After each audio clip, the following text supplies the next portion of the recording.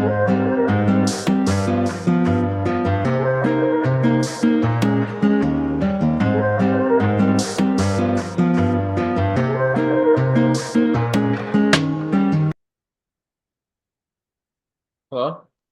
Hey there. How's it going? Hello. Just hear me? Yep. Alrighty. It's going fine. Mm-hmm. Yeah. How's everything with you? Everything's good. Okay. I appreciate you posting that video. Oh I yeah. watched over it. Yeah. Hopefully it was helpful. And that's kind of like the way that I do the dihybrid crosses. Like instead of just doing like, you know, 16 boxes, I just make like two Punnett squares and then I kind of distribute those. Um, Yeah. yeah. So okay, so yeah, I got some of the stuff that you sent me here. So, yep, let's get right to it. Unless there's anything new that you wanted to update me on. There is. I mean, we haven't met in like a week and a half or so. I took my third exam. Um, the exam I took last Monday, so it was more than a week ago. Um, let me actually pull up my score. Okay. So I got a 503, but there's like a really big catch. Okay. What type of test was this? It was blueprint. So my chem phys, it went down. I got a 125. Okay. Um, my cars went up 4 points. It was a 126, but I think it was a fluke. Like it must be a fluke. I don't know. I took the Jack Weston. There's like the full length. They have like a full length Jack Weston exam. So I took like the car section and I got a 126. I think it's like a fluke. There's just no way I can improve 4 points on cars. But I was very surprised nonetheless. So I got a 126 on that. Biochem, I got a 126 and I've gotten a 126 3 exams in a row. So like it's gotten really like annoying to Mhm. not see any improvement. And then psych I went down to 126. So what I kind of decided is because I emailed you about this. I had like a surgery on Wednesday and I Yeah. like Yeah. How are I you feeling? I'm feeling better for sure. Like the first 2 days were really hard because I'm like I got this surgery and it's like the day after I'm like recovering. You know, surgery is still a surgery. It wasn't serious, but and like I'm trying to go through this exam. Like I'm trying to review it still, and it's like things are not making sense. And I'm like it was rough, but I'm better. Um, Get yourself injured from playing a sport? from running. I mean, I run. Like I go to the gym, right? And then I also do cardio. I run and I was out running. I guess it was like I have a lot of mileage, and so it accumulates on your legs. Yeah. Yeah, What's your resting heart rate? I haven't measured it yet. I haven't measured it, but I should. So, yeah, because yeah, if you're running a lot, you can get, a lower resting heart rate. Um, and that's really healthy. So I'm glad you're doing that. Um, but yeah, I could totally see it playing a role on your joints and things like that. Yeah, but what Mhm. I decided is because I was a little like the surgery basically delayed a little bit of my studying. I'm gonna take a full length this Sunday. So it's like almost 2 weeks. I know how you say once a week, but like Yeah, I'm yeah. gonna take one Sunday. It's gonna be around 2 weeks. So yeah. Got it. And anyways, as like especially with the surgery, as like I'm like doing these practice problems and doing these exams, I just get more and more unfortunately like doubts about my September date. But like I know you say once I take the aamc exam at the beginning of August, I'm supposed to see a jump. So hopefully, but like once again, I'm going for the September date, but like Hmm. at the back of my head, I'm Yeah. like starting to think I might have to push it to January. And just like lock in the whole semester. But Yep. anyways, yeah. Um, Yeah. So that's I mean, like the way that I would view that is because when I took my tests, it was like September because that's the latest possible time, which means the max possible studying. Um, and then January, so I studied like, between the September date and the January date. So that's that's what I did. Those are like the times that, or the times of the year that worked for me. Um, Most people though take it like try to take it before applications begin in June, but that's really difficult, especially if they're in school because they have school during the spring. So, uh, so yeah. So a lot of people try to get it done in time for application, but that's just so much more difficult. But yeah, if you have to do it in, September or January, uh, I personally think that that's a good idea because that's what I would do. Um, but uh, but yeah, I could see how it can maybe feel not the best. yeah. Like at the end of the day, I think the most important, like for me, the most important thing was just getting the highest grade I could possibly get. If I could apply, you know, early or whatever, or yeah, I guess what I'm saying is like unless you can apply early, like again, it depends on if the schools are rolling admissions or not, but if you can apply early, aka June, and you have the highest MCAT score you can get by then you should apply then. But usually that's not the case because people have school and they don't really start studying until around June. So, and then if they take it at some point in the summer and apply, it's going to be a disadvantage because they're applying late. So yeah, September, January, I think those are absolutely fine. Um, and yeah, we should see um a score boost with the AMC tests. Yeah, I mean, I'm applying in like next June. Yep. So, I mean, my only worry is just that like I'm already forgetting a lot of the things that I studied in May, you know? Like for example. Yep. So my worry is just that like by the time December rolls around and that's like let's say I do move my exam from September to January, by the time December rolls around, I'm scared that I will start forgetting things that I'm learning like now, you know? Yeah, yeah. That's a common fear. Um, but theoretically, if you took the MCAT open book, doesn't guarantee a high score. So there's obviously a great many things that you need to have memorized. And obviously Anki will help with that. But your critical thinking skills are going to be what takes you to the promised land.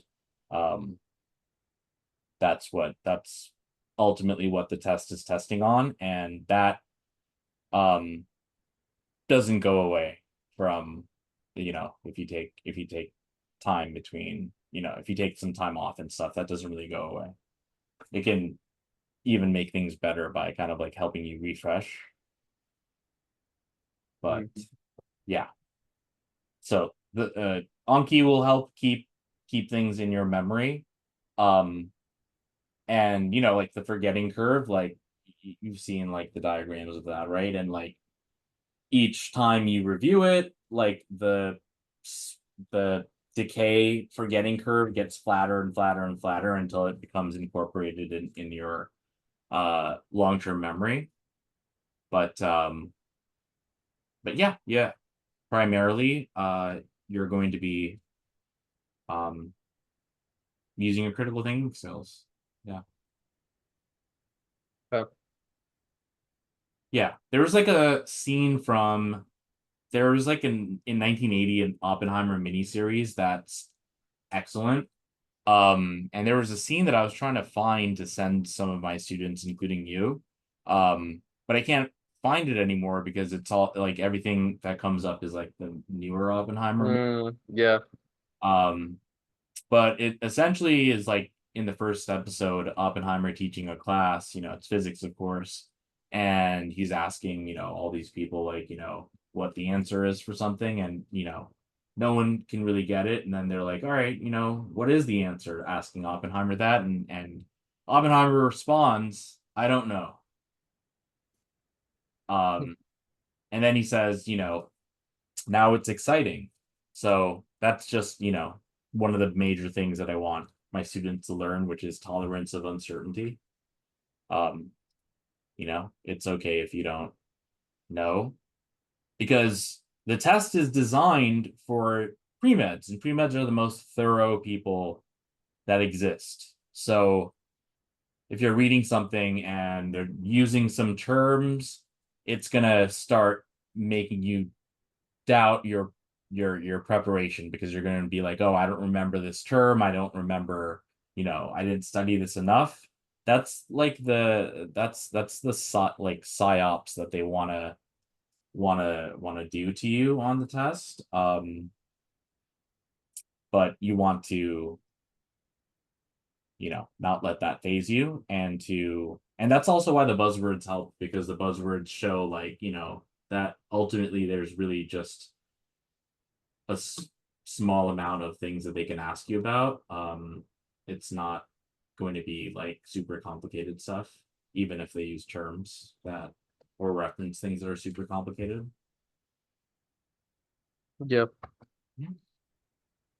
Okay. Yeah. All right. Let's get into it. Yep. So, Second. Are you able to see? mhm.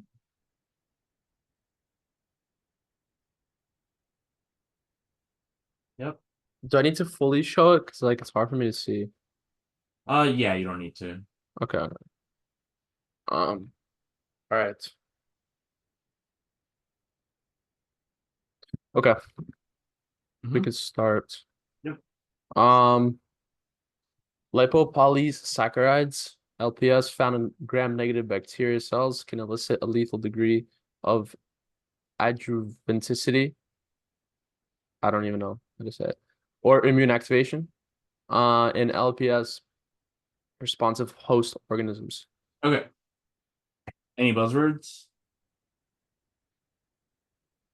Immune activation. Well, that's just activating your immune system. uh, Um, gram-negative. yeah. Tell me about that. It's very funny how things work. That's like a perfect example of something I studied in May. Yeah. That I kind of forgot about. I know gram-negative bacteria and gram-positive bacteria. Gram-negative, they have lipopolysaccharides. Gram-positive don't, and one of them has a thick layer of peptidoglycan. I Okay. don't know. I forgot which one. I think it's the gram-positive. Okay. Uh-huh. Uh, that's it. That's all I can tell you. Okay. Anything about the staining? Right. Like one is purple, one is pink. That's all I remember. That's all I remember. You're good. So let's think about that, right? Is it because they're using a purple stain for one and a pink stain for the other? Um, I don't know. I think one of them just turns purple, turns Uh-huh. pink from Good. each. It's like a one stain. Just, Yeah, yeah. Because it wouldn't really make sense to use two different stains, right? So okay, right. one type of stain and one comes out purple. What does the other one come out? Pink. Mm-hmm. So Which do you think picked up more of the stain? Um, negative, gram negative. Oh, I mean, pink or purple. Oh, purple. Yep. Okay. Good. So, and you said something about what did you say about peptidoglycan cell walls? Gram positive as a thick layer. Okay. So, do you think that that could play a role in the color or the amount of stain that it picks up? Yeah, it probably picks up less. So, the one with the thick peptidoglycan cell wall, you're saying would pick up less? I mean, because it blocks out the way I see it, it blocks it out. But like, I think gram positive at purple stains. Uh-huh. I, from my memory, but I don't remember. So something must pick up a stain, right? Oh, that's true. I mean, if it has more of like a thick layer, then I guess I'll pick up more. Yep. Oh yeah. So we could have something like this, where we have this, you know, inner membrane and a thick peptidoglycan layer. And yeah, it will take up more of the stain, um, meaning the cell wall, the peptidoglycan cell wall, will take up more of the stain. So the purple one will be gram positive. And the gram negative will have a thin peptidoglycan layer, but it will also have an outer membrane.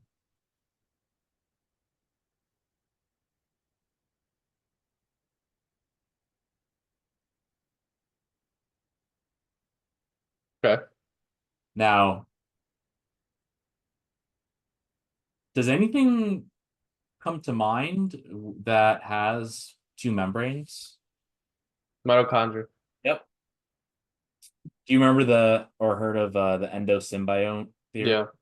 Yep. Tell me about it. Mitochondria once prokaryotes, Yeah. Yeah. and they evolved. Yeah, they got taken up by some eukaryote, and that's where where we got them. So there you go. So the gram negative has the thin cell wall, but two membranes, and the gram positive has one membrane and the thick cell wall. Okay. Yep. So that cell wall, quote unquote, can elicit the immune activation. Yeah. Something about, I guess, something that's in it. Okay. Like what in the bacteria would elicit that? What? The so what in the gram negative bacteria would cause that immune activation?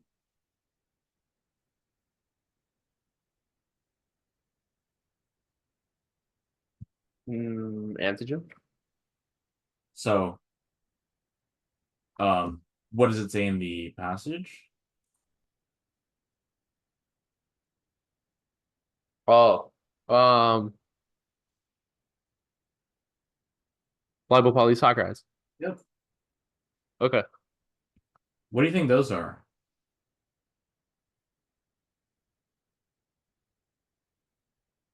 Like,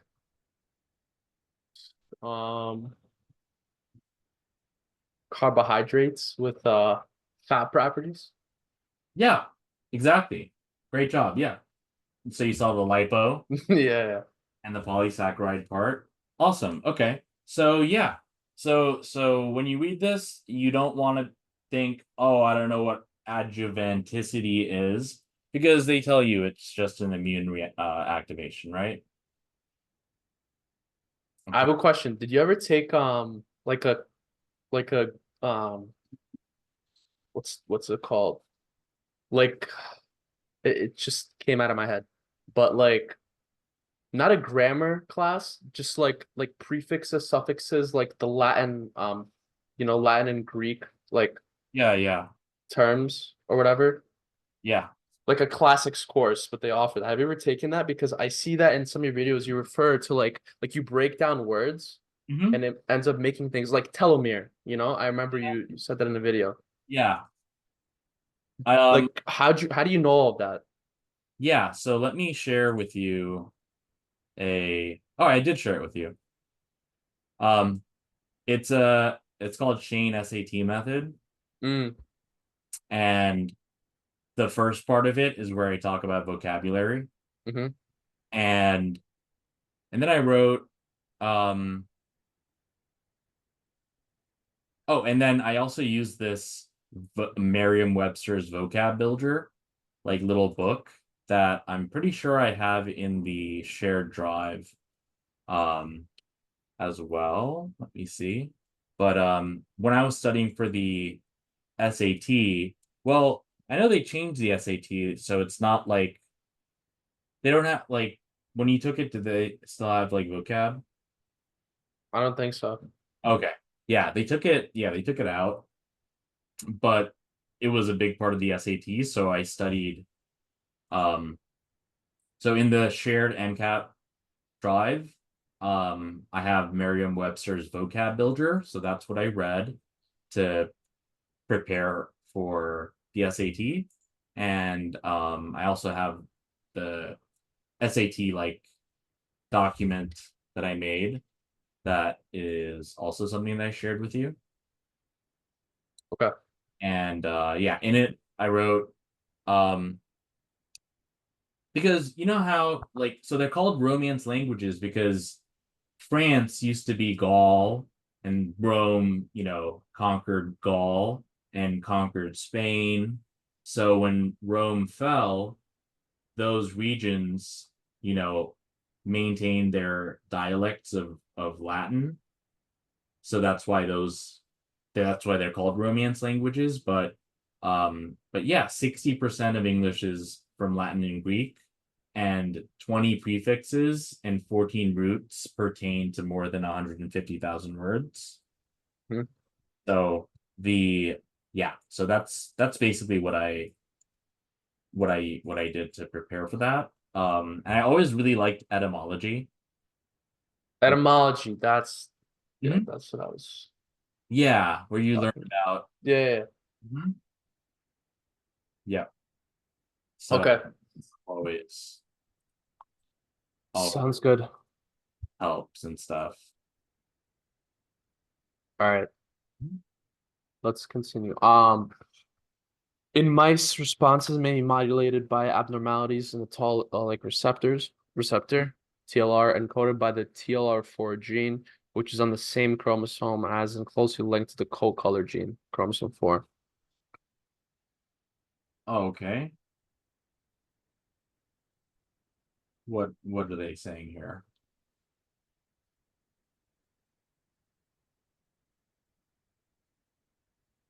That TLR, I mean TLR4 is closely linked to co-color, but also the the immune activation Hmm.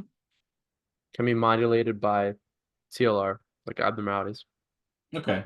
What do they mean when they say modulated? Uh, like activated or not activated. So so we don't know yet if it would like activate or inactivate or anything like that yet with the word modulate. It just means something like regulate or, affect. So we know that this immune activation can be affected by abnormalities in this protein TLR, which is encoded by the gene TLR4. And that's cool. Um, and then they say some other stuff, which is pretty buzzwordy. Closely linked. Uh-huh. What does that mean? Like on the chromosome, they're Mhm. higher chance they'll get like crossed over together. Yep. So if there's a higher chance that they'll be crossed over together, that should mean a lower chance of independent assortment, right? When you create the gametes. Uh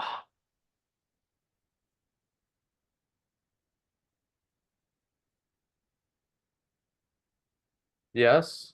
Mm-hmm. Yeah. I mean, yeah, it's right. It's in the name independent assortment. Yep. Less chance you get independently assorted if you're crossed over together. Yep.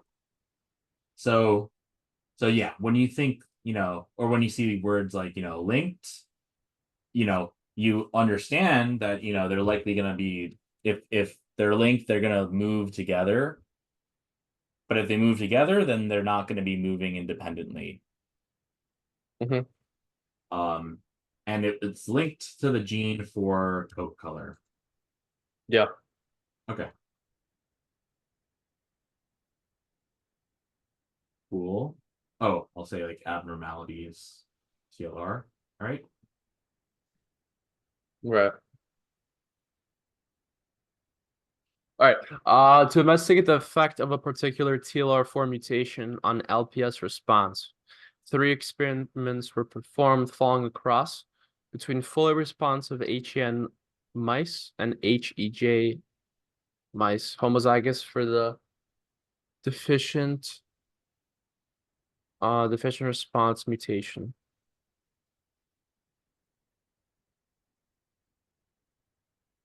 And this is just like crazy. Like I don't know, I was reading it and it's like you have to like zoom in to see that they're actually different. LPS Uh-huh. D-D versus LPS-D. Like seriously, I just like laughed when I saw that. I mean, it's Uh-huh. crazy. Oh, okay. What the? Okay. All right. Unless it's a typo, I don't know. Um, it's probably gonna be, it's probably not. Okay, let's see what we can take from this then. So they're gonna do 3 experiments, which they'll talk about, of course. And what's the hen mice? Like what's special about it, I guess.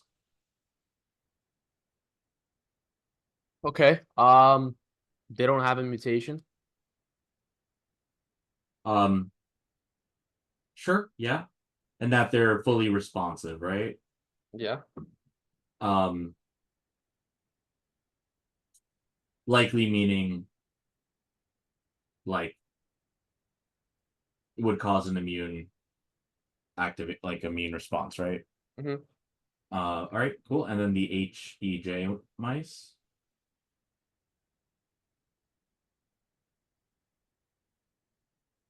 So they have the mutation.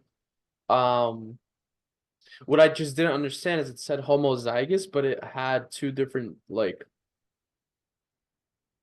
genes or alleles. Okay. So that was confusing. Um, well, that could mean something. Um, but Does it mean codominance? it could mean that. Because that was one of the answer choices, and so I ended up guessing that. Yeah. But yeah, what I want you to take away is that hen is responsive and hedge is uh does not have a response. It's a deficient response.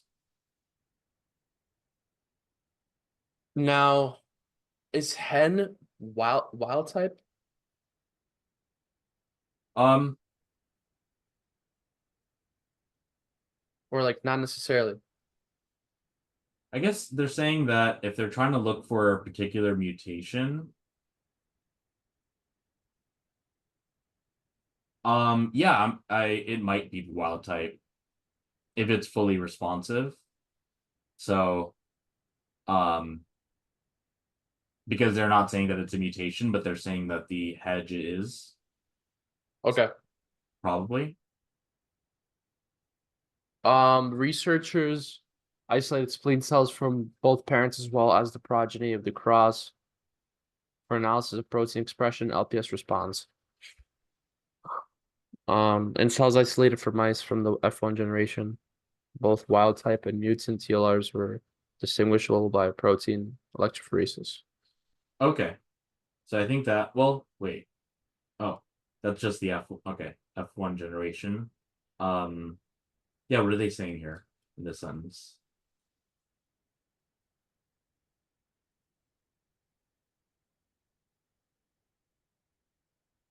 The F1 generation is it's like the first cross from the hen and hedge, Yep. and both, so they were able to differentiate between, I guess, because the only confusion I have those, I thought wild type is like it's only the original one. So Okay. like what from F1 does wild type mean like also from in the F1 generation what doesn't have the mutation, or Yeah, so we're taking the parent generation is crossing hen with hedge, and we get our F1 generation, and the F1 generation includes both wild type, which I would imagine would be like having the hen kind of genotype, and mutant, which would be like more of the hedge genotype. right? Okay. But what's a buzzword in this sentence here? Oh, sorry. Protein electrophoresis. Yeah. Elaborate. Um, I mean, gel electrophoresis. Mhm. There's many types. Okay. Uh, you're able to differentiate between like proteins based on charge and molecular weight. Okay. Uh, there's many different types, right? I mean, Mostly three. uh, what? Yeah. Isoelectric focusing. Oh, so yeah, when so the three would be like native. Reducing and SCS, or no, reducing is so native, reducing and non-reducing. So yeah, native, which is exactly how it is normally. Denaturing, which is unfolding, which means you're breaking pretty much all the bonds except for the disulfide. And then reducing when you do break the disulfide. Right. Okay. So if we are able to determine the difference between the wild type TLR and the mutant TLR through electrophoresis, then they likely have, different number of like subunits, something like that. So what is isoelectric focusing then? Isoelectric focusing is when you have, so let's say we had something like this, where we have pH here, and you're gonna have, let's say like we have protein A, B or something, it's gonna move to whichever pH it will exist as a Zwitter ion or something with a no net charge. So, let's say that it's here for protein A, let's say it's here for protein B. Um, Isoelectric point is the pH at which, the thing that we're looking at, amino acid or protein, has no net charge. So just okay, but yeah. So it like they move to their PI or whatever, but is it a type of electrophoresis? I would say that, Or uh-huh. what is it? I know it was a type of something. I would say that it's well, yeah, it's a type of electrophoresis, I guess. Um, that I usually think of when I think of, well, yeah, it's a type of electrophoresis, I guess. Okay, whatever. It's fine. I want to try to be like as efficient as possible. Yep. Not get stuck on like minor details. All right, got it. So protein electrophoresis. Okay. Okay. So following this first analysis, spleen cells from each cohort, hen, hedge mice, and F1 progeny were exposed to sheep erythrocytes, SRCs, which served as a source of an antigens to stimulate the mouse immune cells. Yeah. Okay. So they introduced erythrocytes from sheep, so like red blood cells, Okay. What's the purpose? to see if there'd be an immune response.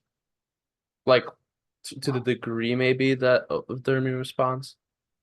So it would be, well, so we know that there should be one, right? Because they serve as a source of antigens. Mm-hmm. So almost like positive control type of situation. Okay.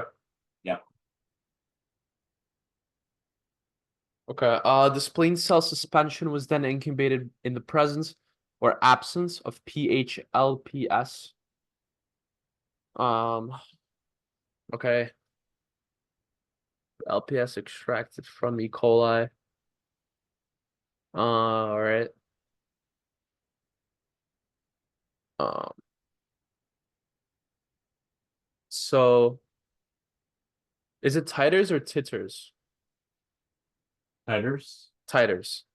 Um, titers, antibody levels of anti-SRC antibody per spleen were recorded on incubation day 5 with the results shown in table 1. Okay, so titers are antibody levels. Um, I guess it's a measure of their immune response then to the antigens or So what did they say the titers were? so antibody levels. Good. So that could like basically tell us if there is, an immune response or not. Mm-hmm. Okay. Titers were measured as the number of plaques of lysed erythrocytes surrounding an activated immune cell. Okay. All right.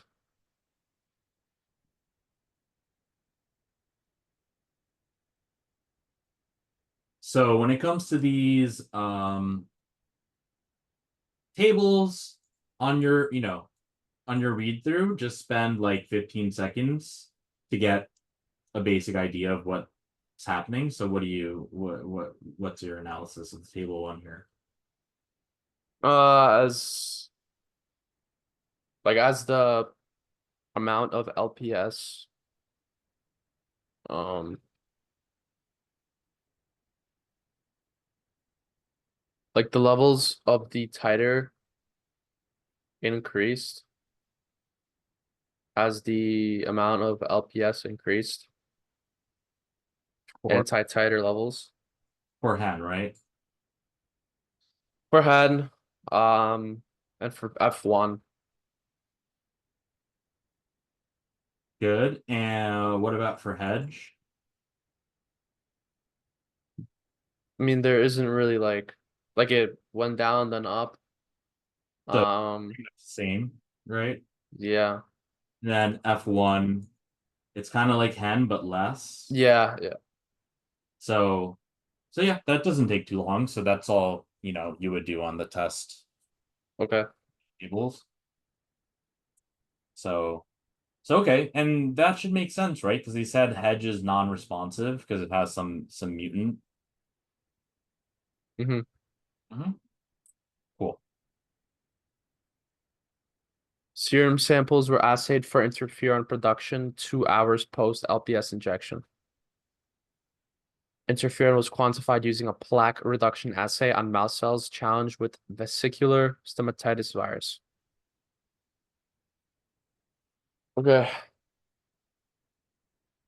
Now, when you see this, are you thinking, I don't know, I don't remember what interferon means, and does that make you like nervous?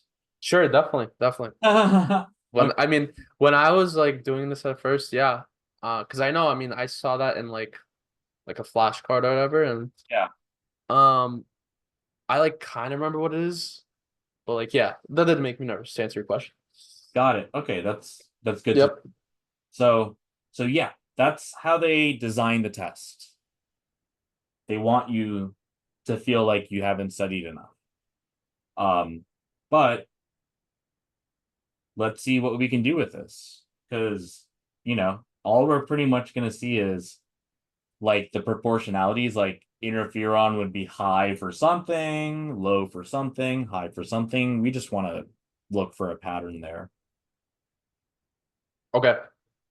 So, so okay. So we see our figure with units of interferon as our y-axis. And yeah, what do you see? So as as the amount of LPS increased for hedge, it stayed the same, stayed constant. Okay. And then for the other two, more or less, Uh-huh. the interferon number decreased Uh-huh. for hen, as well as for the F1. Yep. And that kind of goes Yep. along with what we said earlier about hedge having that mutation. Yeah, with all of them, right? So we knew from before that hen is where you have the largest, amount of well, as you increase LPS, you have more titer. And we see that with as you increase the amount of LPS, we have more interferon, right? For hen. Mm-hmm. And then for hedge, it's also going up, but not as much as hen. Oh wait, what are we talking about? No, no, no. So hedge stays the same. Yeah. And then F1 it goes up just like hen, except less. Mm-hmm. Okay, cool. All right. There's a third experiment. Mice were injected with varying doses of pH, LPS, and monitored for 4 days. The lethal dose was defined as the minimum dose causing death in 50% of injected mice. Compared to hen mice, results reflected a tenfold increase in LD for F1, hundredfold for hedge.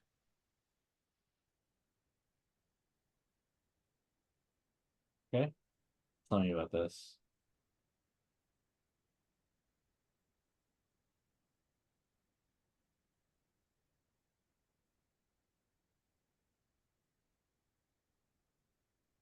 There had to be a high minimum dose to cause death. For which one? Um, hedge. That doesn't really make that much sense, I feel like. So tell Uh, me what LD50 is. what? Oh, so tell me what LD50 is. Lethal dose, the minimum dose causing death in 50% of injected mice. So let's see. Um, would it be better, like if you wanted to survive, to take something with a high LD50 or a low LD50?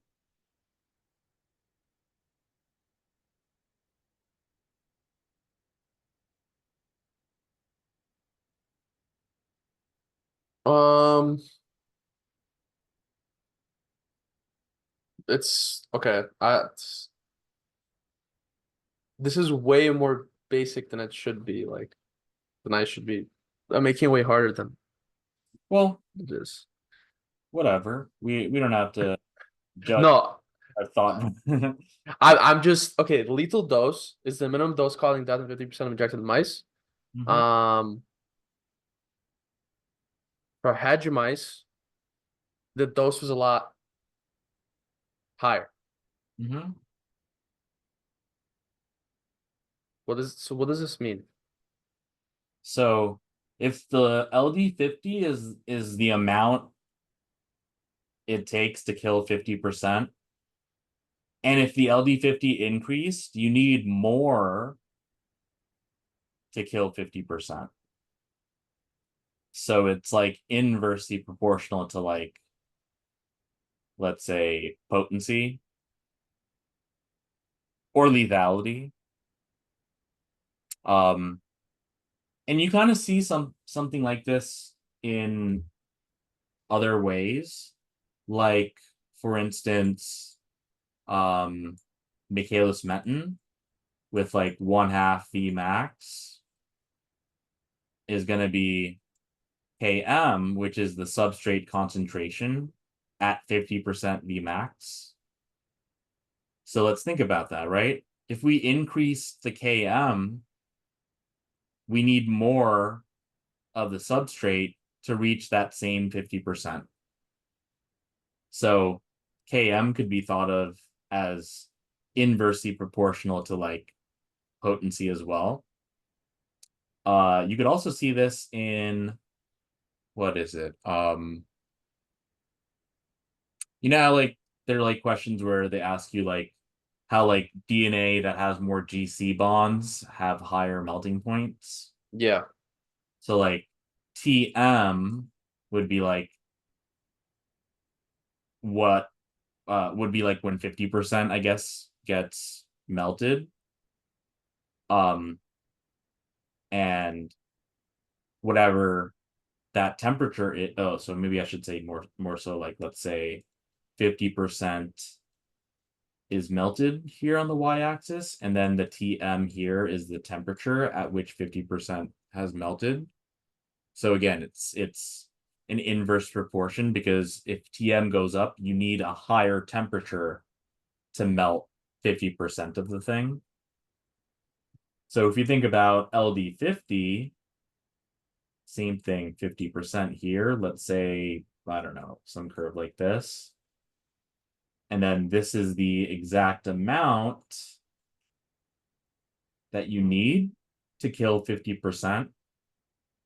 So if LD50 went up, it would be a rightward shift. Oh, another example would be like hemoglobin, oxygen hemoglobin. Like, let's say O2 saturation is 50% here, and concentration of O2 is here. And we have our, line here. If we have, a lower pH and we shift this to the right, to achieve that same 50%, we would need a higher amount of oxygen.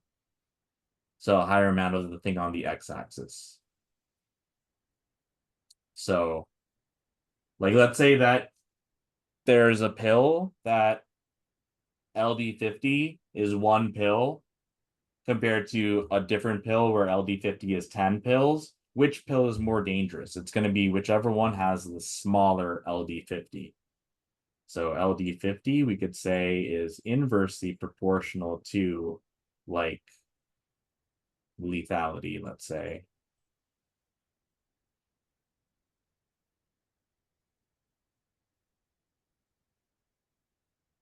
Okay. Right? So, but then they have that sentence at the end where they're comparing them. So how can we make sense of, what they're saying here about, compared to hen mice, results reflected a 10-fold increase in LD50 for F1 mice and 100% fold, 100-fold increase in LD50 for hedge mice. But the hedge mice were more like resistant. Okay. So we could say that, um, so we could say that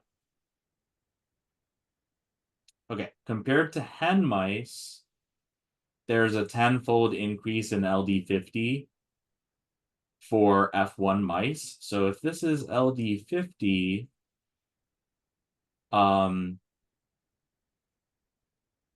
10, so the F1 mice LD50 would be 10 times the LD50 of hen, right? Because they say compared Yeah. to hen. Yeah. So we could say like let's say like hen, oops, hen is equal to 10 times F1. And then they say 100-fold increase in LD50 for hedge. So this would be equal to 100 times hedge. Right? Yeah. So what that means is like the actual lethality is going backwards. Yeah. So hen is a lot more has the small, is going to be the thing that's going to be more lethal because you don't need as much of it compared to F1, which is more lethal than hedge because you don't need as much of that. Hmm. Okay.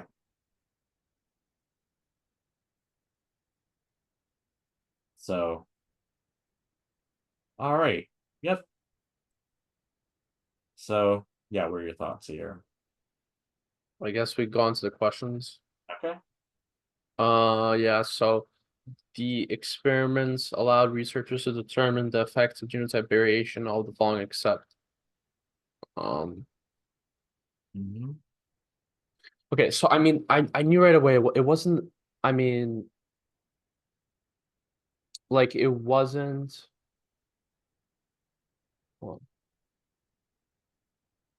right, it wasn't in vitro or in vivo. Like that happened in vivo, they injected mice, and then in vitro, they injected cells. Their cells isolated. This could be eliminated. Yep. Um, Responses modulated by LPS exposure. It literally says in the table, Yep. like there's different LPS amounts. Okay, that's out. These two, just I couldn't choose between. I mean like yeah. Um, I guess there was quantitative for sure, right? They assessed it statistically. There were numbers. Um, Yeah, even says sometimes. yeah, I didn't catch that actually. Um, Qualitative, I don't really know how to assess that in biochem, like, and then also in it versus adaptive immune responses, like, Well, I don't know. what's qualitative? Like, what does that mean in general? Qualitative is like, uh, honestly, I don't even fully know, but like, let's say like asking, like, do you have brown hair or black hair? Yeah. Like, for example, is Uh-huh. that correct or? Yeah, yeah, yeah.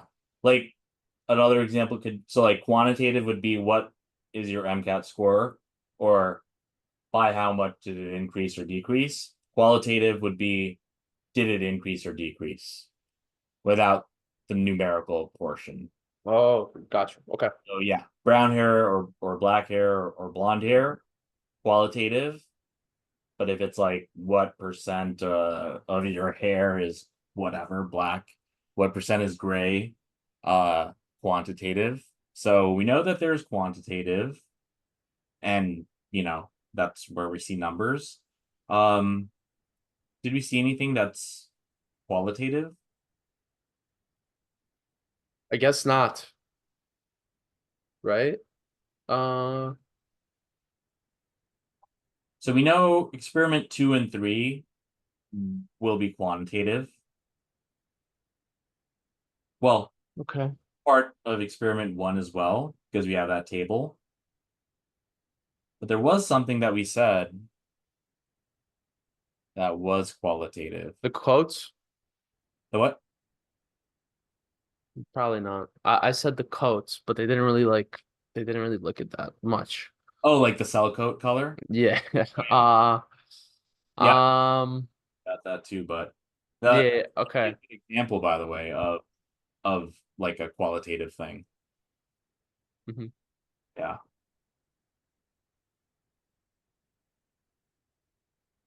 Was there anything that we could distinguish? The mice themselves. Anything else?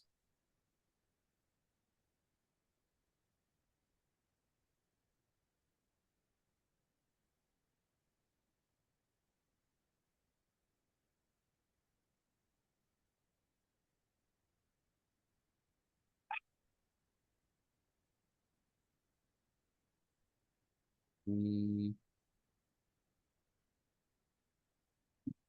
no. I mean I Oh, do you see what I underlined? no. Oh, protein electrophoresis. Mhm. So they're saying that wild type and mutant TLRs, you could tell the difference if you use protein electrophoresis. But we don't have any quantifiable information there. We can just we can tell which one is wild type and which one is mutant. Interesting. Mm-hmm. Okay.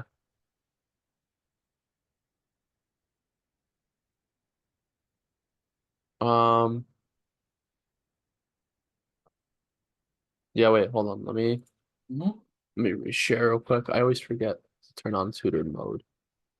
Mm-hmm.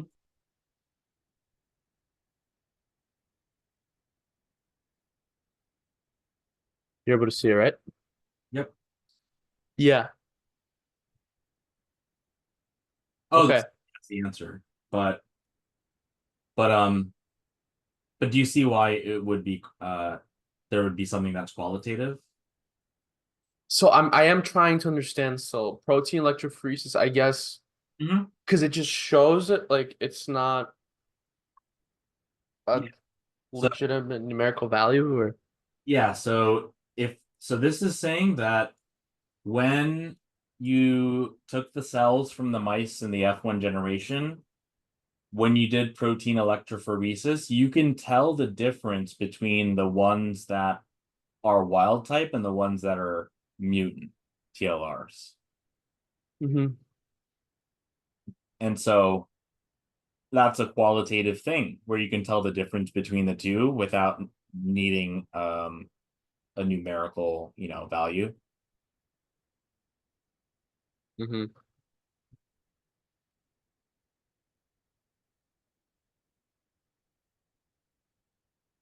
Yeah, so I'm still trying to okay, so how about B though? So which one is there then? Innate or adaptive So tell me response? tell me the difference between the two. Uh right. Adaptive is B cells, T cells, Yep. your body like Is it can specific or non-specific? it's specific. Specific, and is it instant or does it take time? Takes time. So so we see in these experiments, they're making antibodies on, whatever day 5. So that's an adaptive immune response, right? Got it. Um, but yeah, we don't have anything that talks about the innate one, which is like either the stuff you're born with or like your skin or stuff like that. Okay. Um, I shouldn't say stuff like that. I should say like, you know, the macrophage, like that like big I thing. got it. I got it. I got it. I know what you're talking about. Yeah, yeah. Yeah. Um, Hmm. all right. Yeah. Next. That was tough. Let me see the percentage. Sure. This is it. Yeah, yeah, 49% chose D. Yeah. I So actually I once again, I don't want to like focus. Jai, I want to quickly tell you, but I did a question recently. Yep. There was 13% got it right. Yeah. 1-3. It was crazy. Yeah. Yeah. But And that's like this dude, right? yeah. This is Like 31. Yeah. Percent. practically half chose that one, and I Yeah. can see why. Yeah. It's just in this thing, which is Exactly. overlook. Yeah. Exactly. Okay. Okay, so experimental results suggest that the mutated TLR allele exhibits which quality? I was honestly just I had no idea. Mm-hmm. So, oh yeah, okay. So this could be the thing that you were talking about. Right. Right. So, oh yeah, the penetrance expressivity, that was like, what was that again? I think it's like penetrance is like how percentage of individuals in a population that have some type of phenotype. And oh yeah, and expressivity is the intensity of a phenotype in an individual. It's crazy. Yeah, I've never even heard like Yeah. penetrance I like never really heard of Yeah. that term. So that's what those are, which doesn't seem to be related to this stuff. Um, and I think this is because as you said that that genotype for that deficient one is different. Like that's different from this. Yeah, the only thing is it says experimental results, and so Oh, you know, okay, okay. I chose codominance, that was my guess, but they still say like what from the results, Mm-hmm. can show that. Okay. Let's see.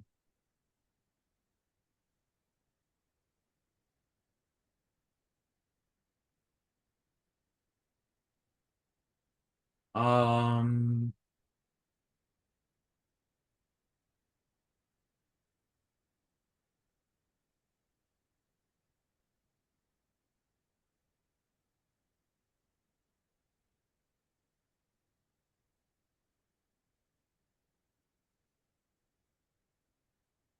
so okay.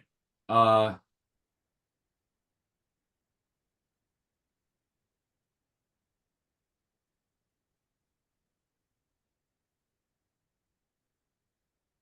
okay. So if they're saying that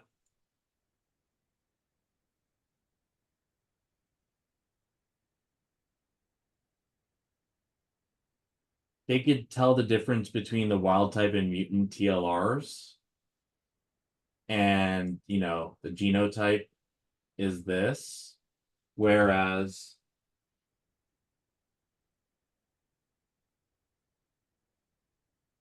okay. So okay, so the experimental result shows that because okay, since we're getting wild type and mutant TLRs from this the cross of the hen and the hedge, that means that we're still getting okay.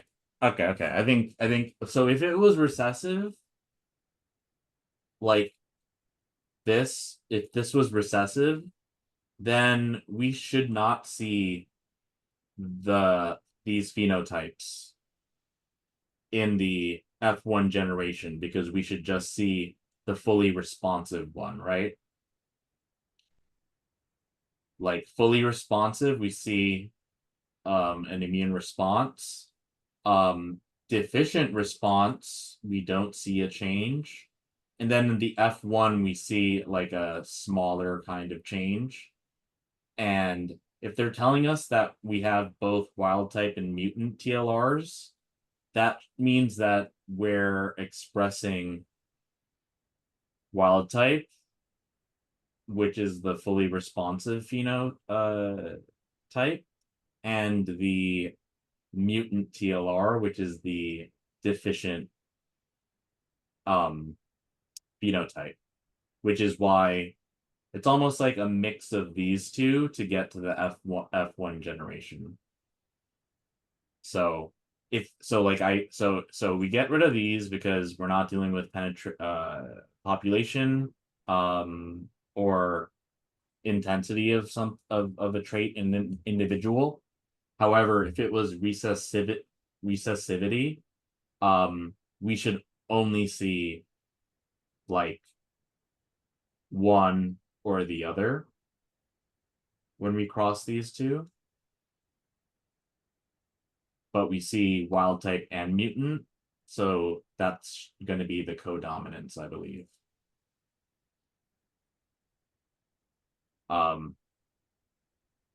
Codominance meaning that when we cross hen with hedge, we get our heterozygous TLR, which would mean that wild type and mutant TLRs are both present, and that would be because of codominance of the LPS minus S and LPS minus D.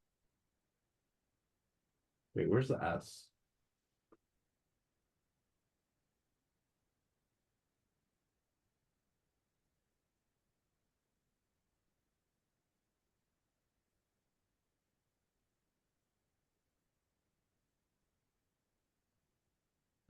Yeah, I don't know. Did that?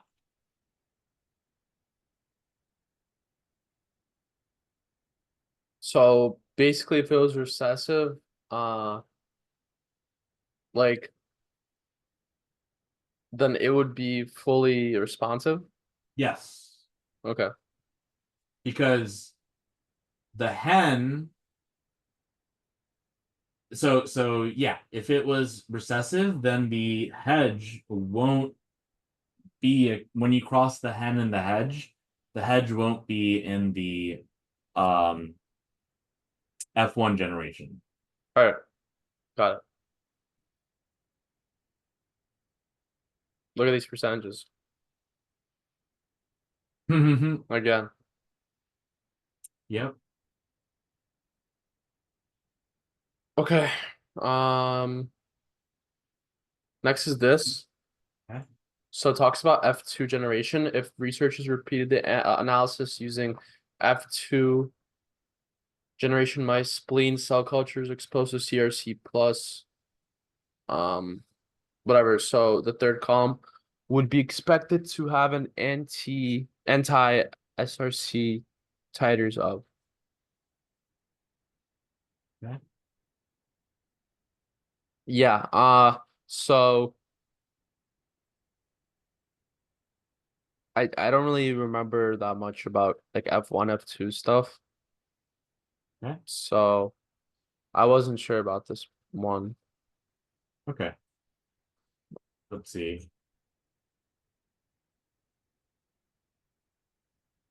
Repeated the analyses using F2 generation mice. Spleen cell cultures exposed to the 1 microgram thing would have anti-SRC titers of. Okay, so let's see the F2. So F2 generation, did they cross for that? F2.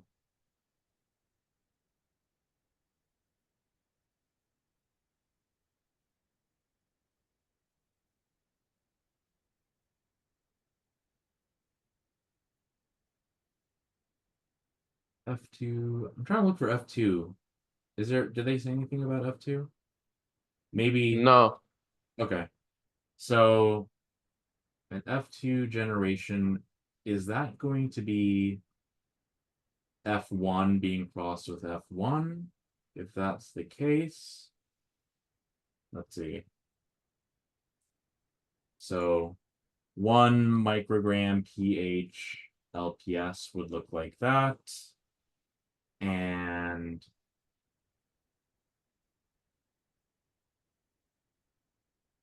I think it would just be similar to that.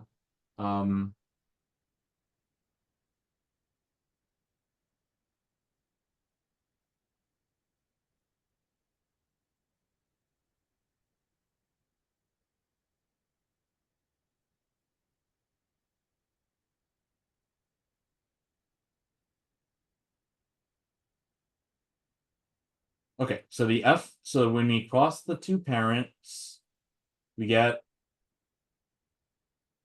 should get a heterozygous. So crossing the hen and the head should give us a heterozygous F1 generation with the LPS minus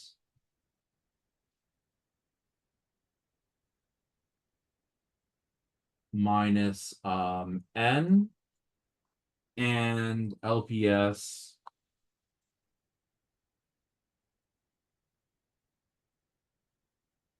the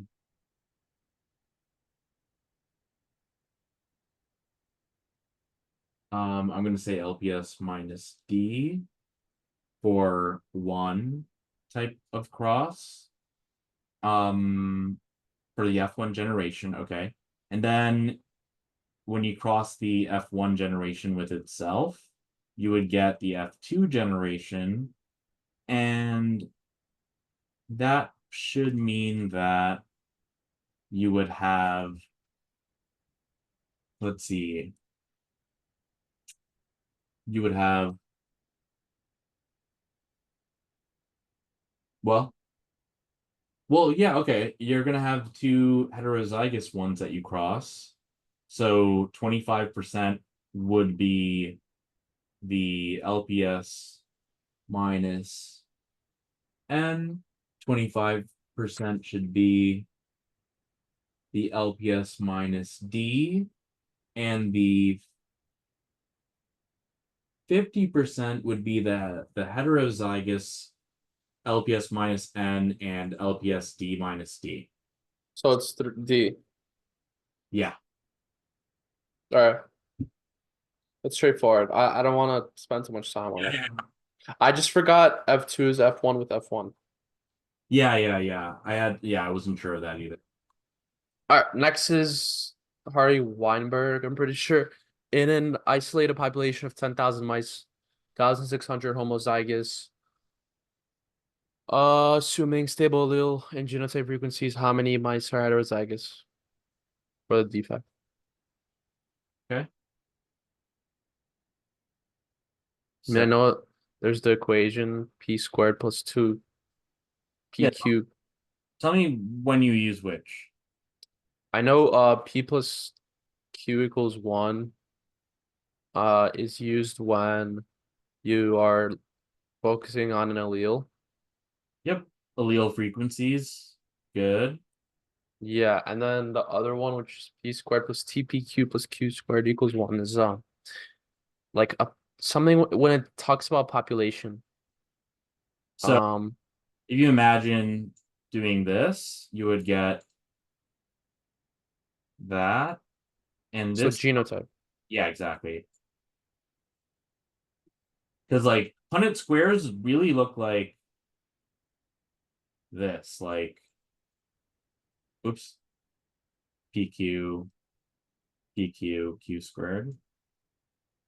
Um, so let's see. Okay.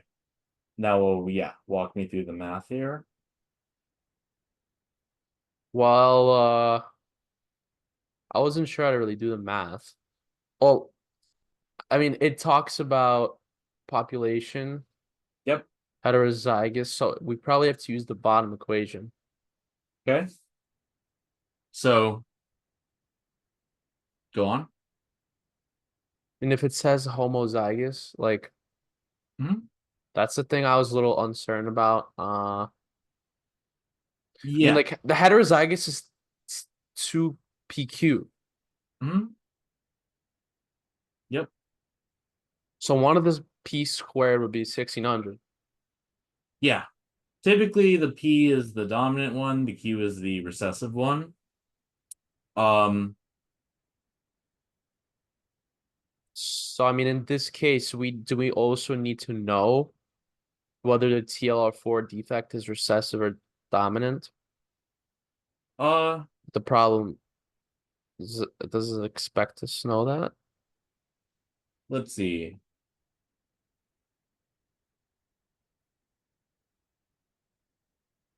I guess it doesn't really matter at the end because whether it's P or Q, we're gonna, yeah, it doesn't matter whether it's the P squared or the Q squared part.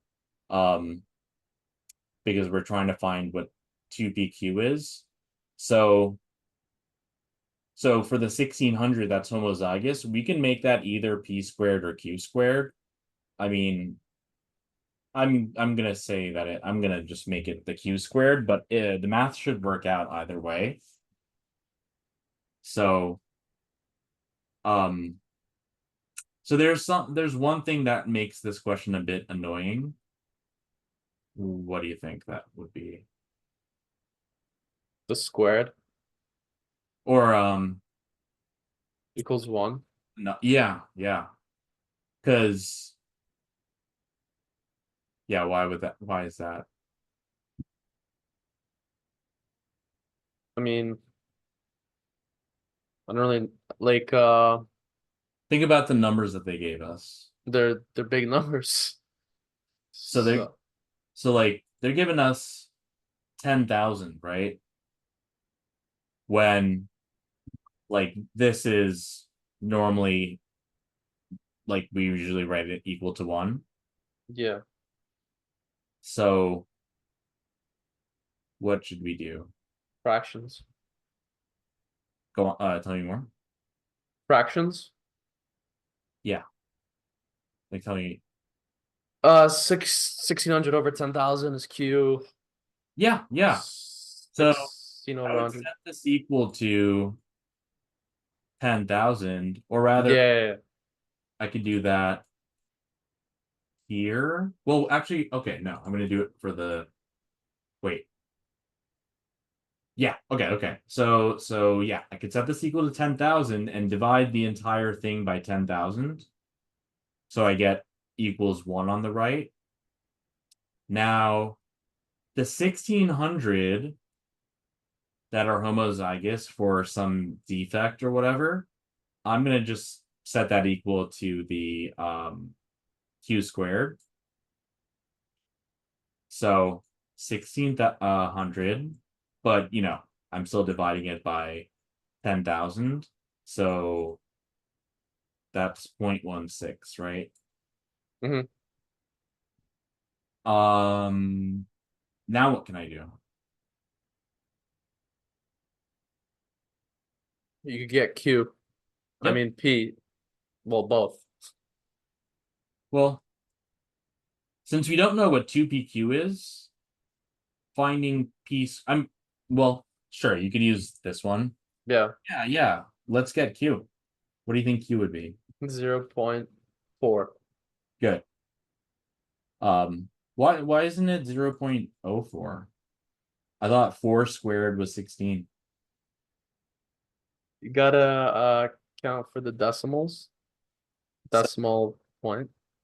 so anything that's, like 0 point something, like between 0 and 1, is like a fraction, right? So if you square it, it'll just get smaller. Mhm. So good, okay. So Q is 0.4, so P is what? 0.6. 0.6. And now what do we do? And now we just multiply those two Uh-huh. fellas times 2. Yep. 0.4 times 0.6 times 2. Yep. Um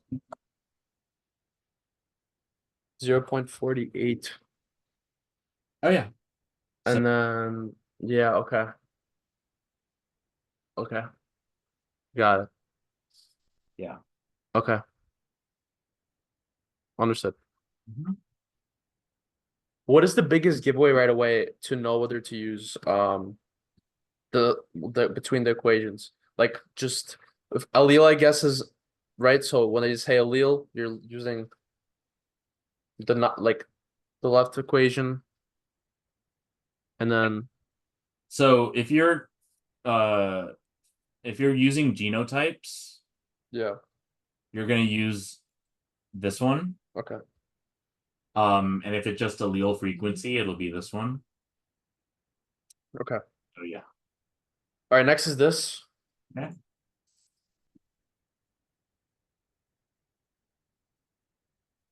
Yeah, so according to results experiment 3, survival curves.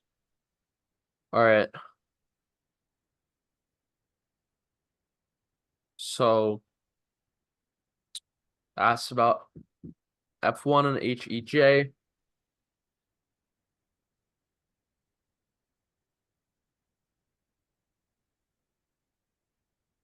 So it took more to kill the HEJ. Okay. Um,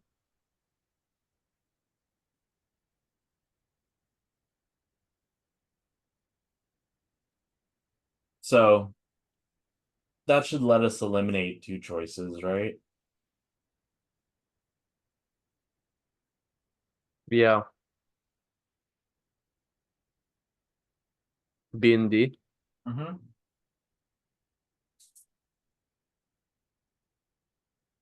Okay.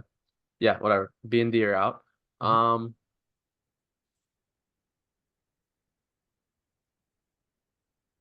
because I mean it's 100 versus 100-fold versus 100-fold, 10-fold versus 100-fold. Mm-hmm. Um,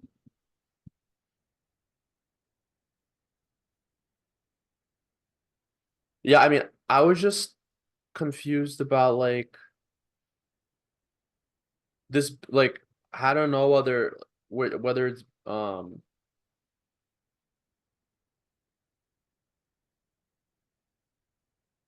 like because for HEJ it took longer of LPS for it to start decreasing. So I guess that's the answer then, because it was 100-fold. So it'll be C, right? Like So HEJ mice.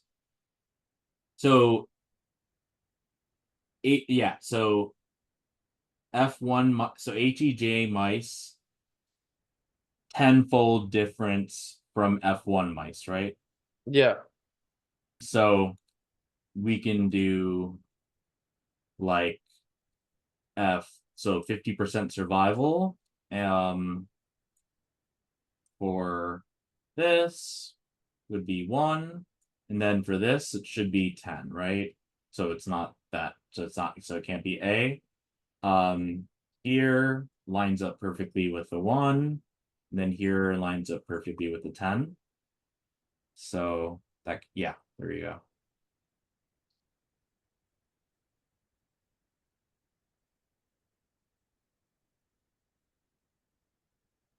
Something that looks so complex yet really deep down, this is not that bad of a question. Yeah, I mean, like I would be annoyed because it's like, in order to like literally like understand what the question's asking, I need to do like data interpretation. Mm, So yeah. when I first look at it, I'm like, oh man. But it's really just like, yeah, you'll see like, things like this, like with the examples I gave with like TM and KM and things like that. But also like we've never really seen any curves in math like this. Like there's no continuity, like you can't do any Yeah. stuff here. So I didn't really trust this type of uh curve or line or something like that. But yeah, pretty much it.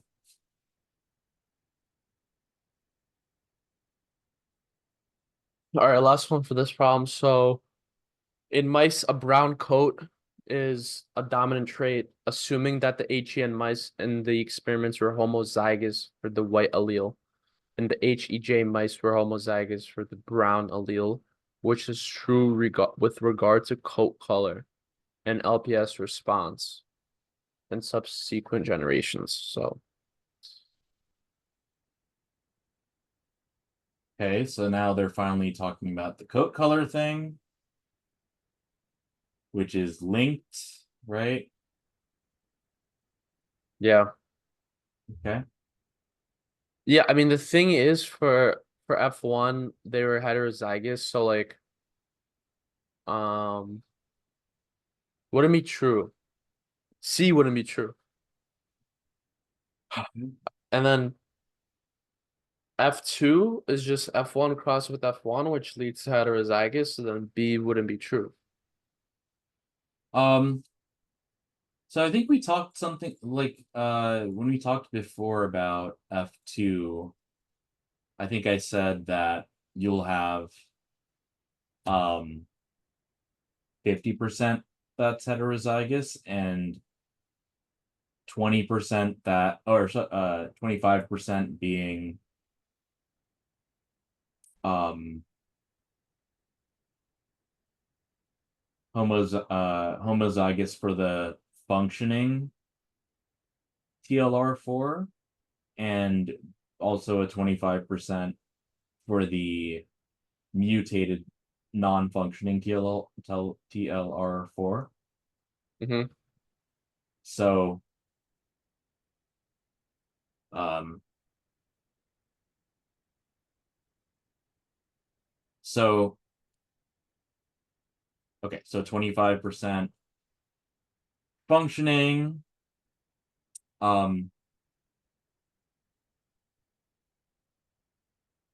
50% functioning, and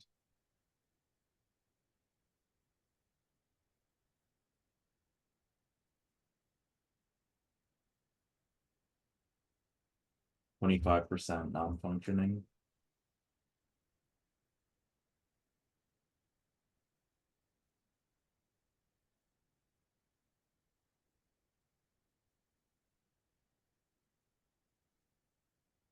And I don't remember what they said about white. Oh, it's in the question stem. Okay, wait. Brown coat color is a dominant trait, assuming that hen mice in the experiment were homozygous for the white allele. Um, and the hedge mice were homozygous for the brown allele. Which of the following is true with regard to coat color and LPS response? Okay.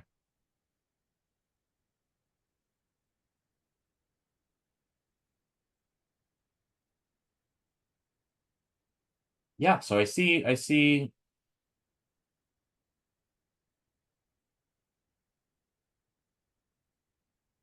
Okay, so it shouldn't be A because since they're linked, they're not going to be independently assorted like that, right? What is haplotype? Oh, that's just like genotype for a haploid cell. So like it's like what you produce when you do like meiosis. Oh, okay. Yeah. Um, yeah, all right. So um yeah, so the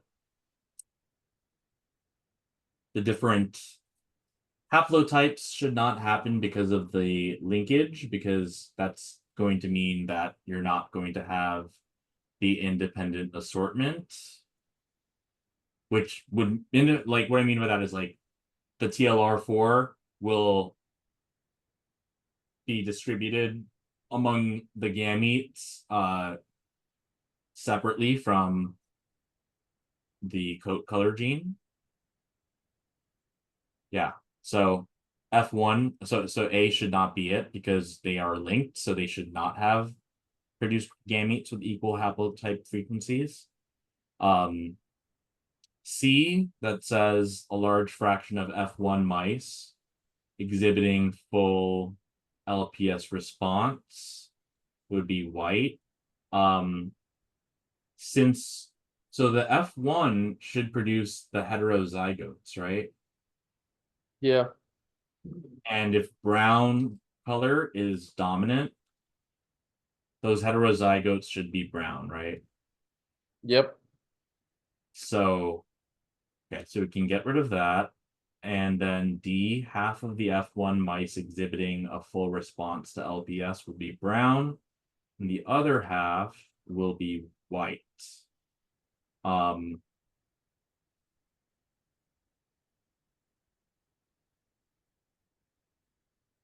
you shouldn't have a full response if they're codominant, right?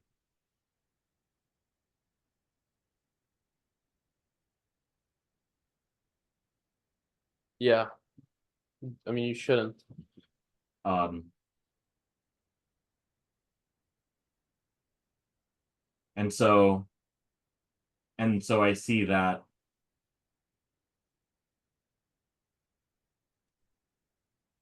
so I see that so you're not having like recombination happen, and when you cross the F1 mice with each other, you should have certain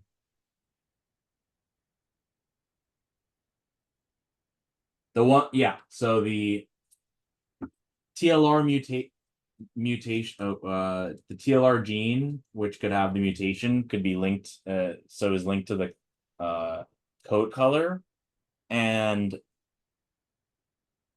then so I think that means that we should see like 75%, you know, of the F2 mice having that full response.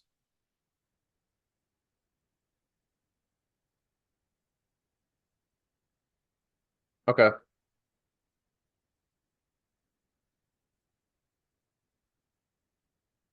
I'm not gonna lie, I just want to get this problem over with. Yeah. Because like the thing that makes it annoying, because I mean I would normally just draw Punnett squares, but it's like Yeah. these that could be kind of annoying. But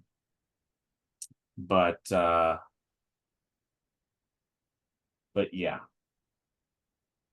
I think it would be um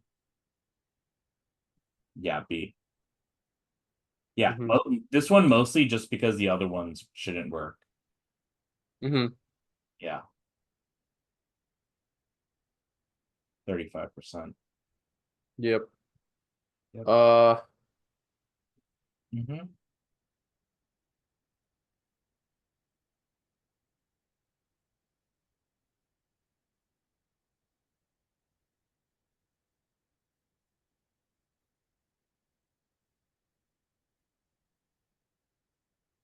Yep. I just thought that, oh, a large fraction exhibiting full response. Um,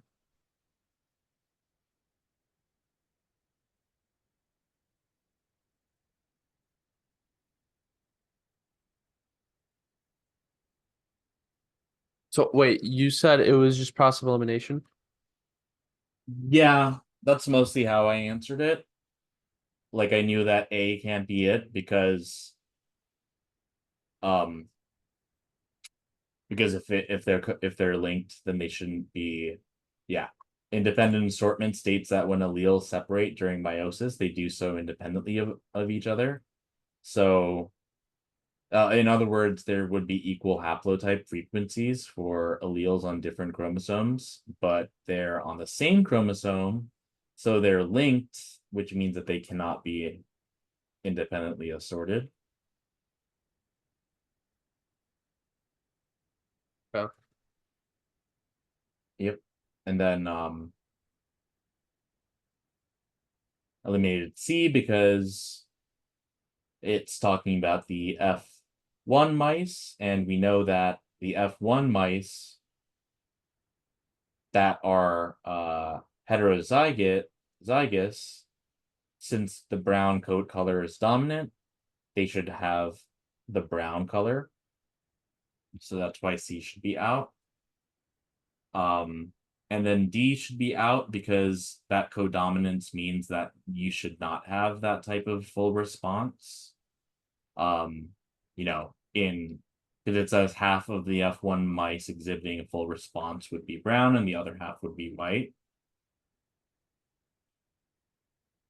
Okay. Mhm. Let's just move on. But yeah, that was really tough.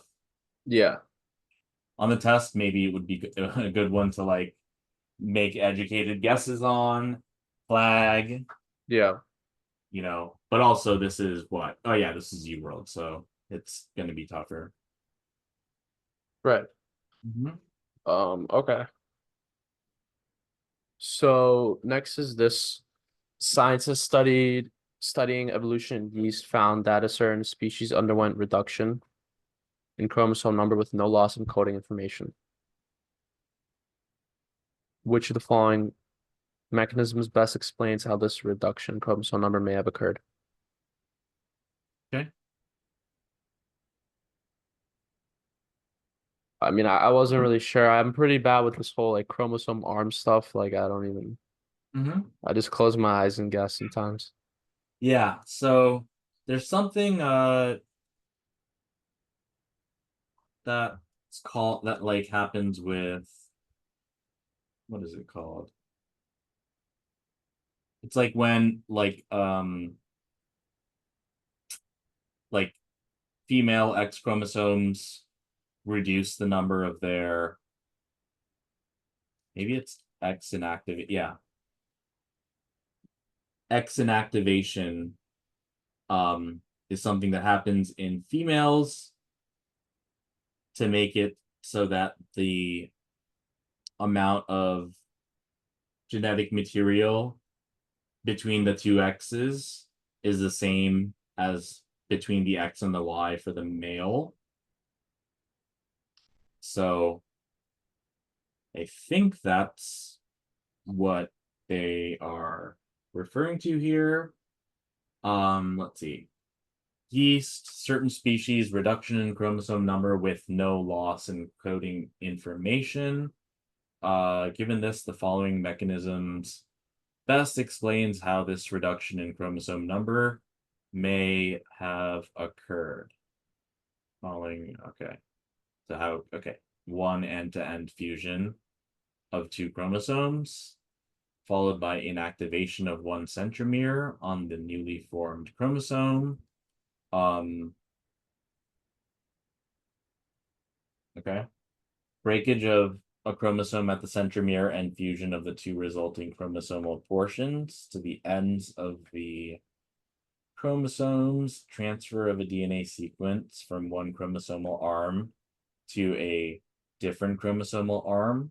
3 does not seem like it's causing any overall reduction in so we're looking for something that would cause a reduction in chromosome number with no loss of coding information. So if we're just switching something from one arm to the other, we're not reducing the number of chromosome numbers. So let me take a closer look at 1 and 2. End-to-end fusion of two chromosomes. So if you have two chromosomes and you fuse them into one, that's a net reduction of in chromosome number, right? Okay. The inactivation of one centromere on the newly formed chromosome, I guess would mean that, like, so if you had two of these guys and we wanted to add them or fuse them together, you know, uh, we don't we don't need like the second centromere, I would imagine. All right. So okay, maybe Roman numeral 1 could be an answer. And then let's see. 2, breakage of a chromosome at the centromere and fusion of the two resulting chromosomal portions to the ends of other chromosomes. That kind of sounds like something similar. Let's see. So that means that this breaks and these arms fuse at the ends of another one. That sounds pretty similar. So my guess would be C. Yeah, but how is two similar to one? I get one. Uh-huh. So Oh, okay. God. All right. So the inactivation of one centromere is what we do first by breaking it at the centromere. And then the Yeah. end fusion of the two chromosomes we just do after. Okay. Yeah. Yep.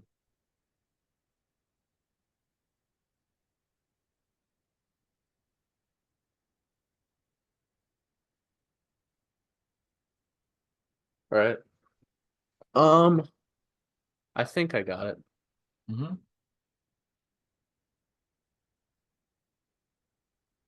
This is the next one. Okay. Oh, nice. No more genetics. Yeah. Okay. So yeah, yeah.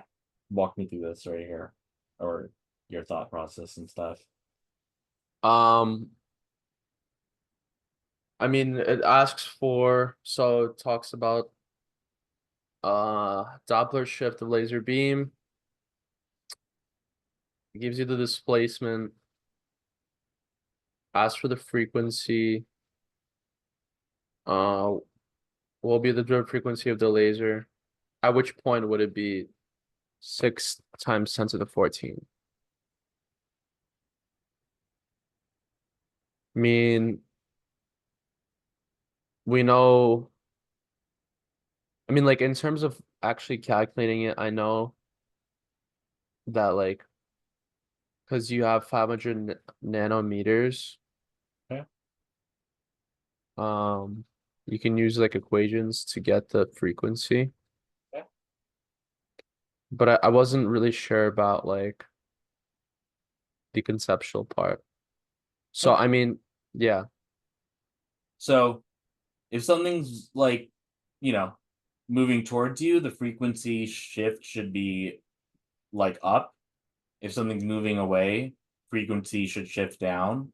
yeah, So I would use the 500 nanometers to find the frequency, like of the, the light, like normally, and compare that to the observed frequency, um, to then, I guess, then be able to see where it would be on this graph.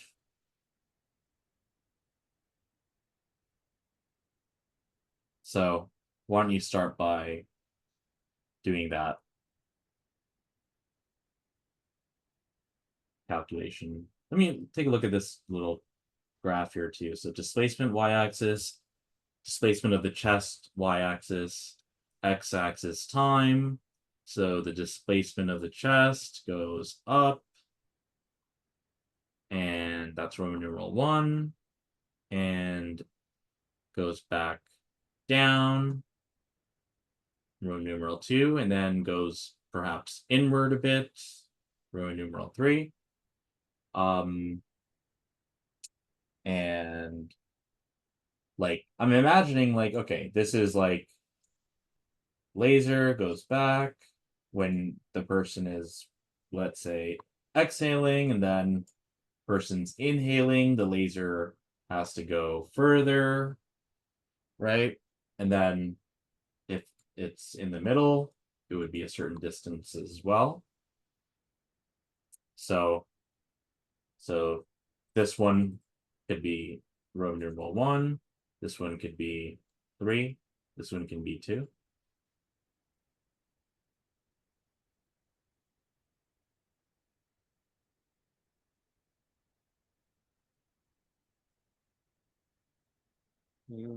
okay, got it. Interesting. Okay.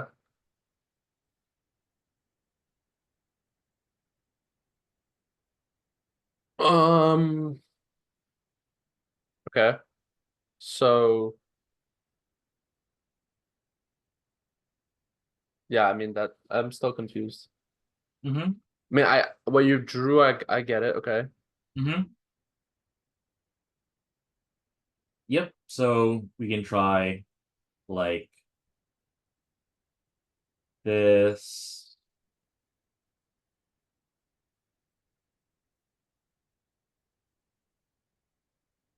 calculation. Yeah, I mean the calculation, like you get the frequency when you do velocity equals frequency times wavelength, you get that frequency. So like speed of light is 3 times 10 to the 8th, and then you plug it in, whatever, you get frequency is 6 times 10 to the 14th. The frequency is 6 to the 14th, like when you use a 500 nanometer. Yeah. When you use 500 nanometers, that frequency ends up being that value they gave us, like using the speed of light. Okay. But it's just Ah, conceptually then, like you still need to understand it. okay. So, all right, let's see. Mm,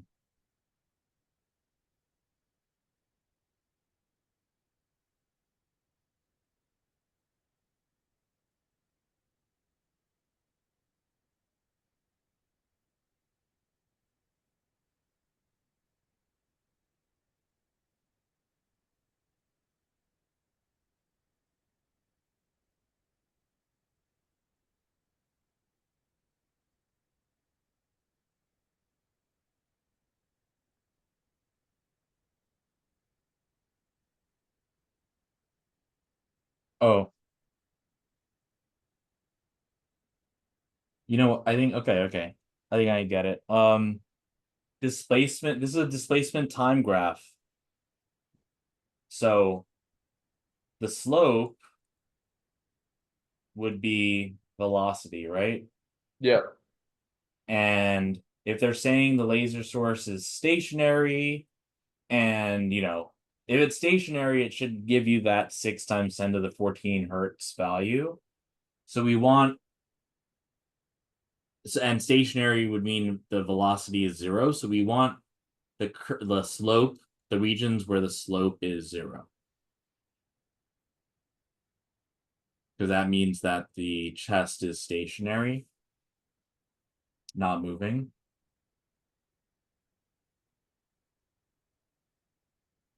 But why do we want So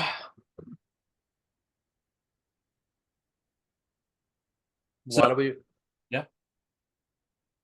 um like why do we want those values to get that frequency? So the when you did the math with the 500 nanometer laser, you got this frequency. Yeah. That's like the actual frequency. Um, and for the Doppler effect, if something is moving towards you, that observed frequency goes up. If it's moving away from you, that observed frequency goes down compared to the, actual frequency.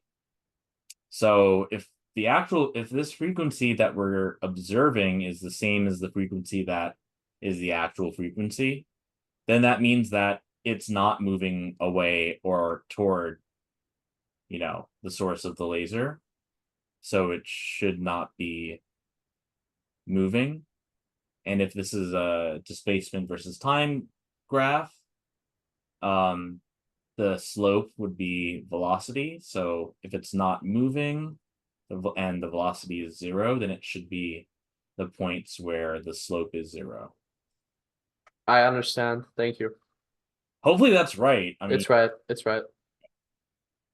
yep. Yeah. Yeah. Okay. Mhm.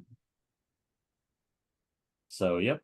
So it's about the fact that it's not moving because Doppler's about when something is moving, but here velocity is 0. But the velocity is 0, what? The chest? Yep. So, Yeah. like, yeah, because like you could either have the source of the laser or sound move or the observer move. Um, and you know, if they're going towards each other, which means either the source is moving towards the observer or vice versa, you're gonna see an observed frequency that is going to be higher, and opposite if it's moving away. Um, so that's that first 500 nanometer value when you did the math for the frequency and you got 6 times 10 to the 14. That's the actual frequency, like in actuality. Um, Now if it was like the chest was, exhaling or whatever, and it's moving forward, then it's moving towards that laser. So you should see a observed frequency that's higher.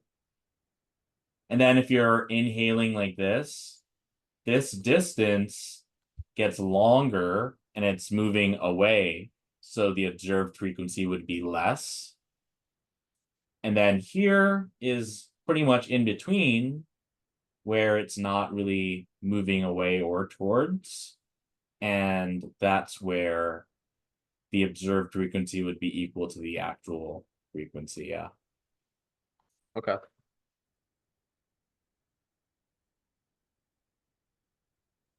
Yeah. Got it.